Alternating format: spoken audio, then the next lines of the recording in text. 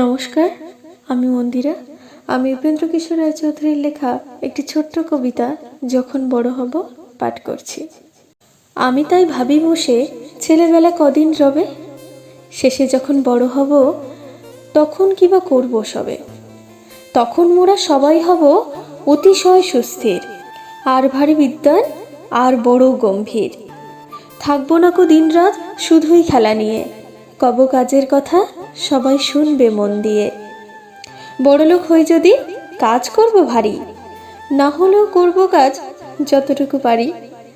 সব কাজ কাজ ভাই, ছোট বড় হোক যাই, ভালো পথে খেটে খাই তাতে লাজ নাই ভাই।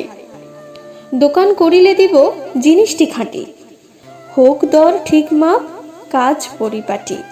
ডাক্তার হই যদি করো না কো ভয়, মিষ্টি ওষুধ দিব খেতে তেতো ঝাঝি নয়। লিখি যদি বই তার দাম হবে অল্প, রাঙা ছবি পাতে পাতে আর শুধু গল্প। মোরা যদি রাঁধি খেয়ে হবে খুশি, নুন দিব ঠিক ঠিক ঝাল নাই বেশি।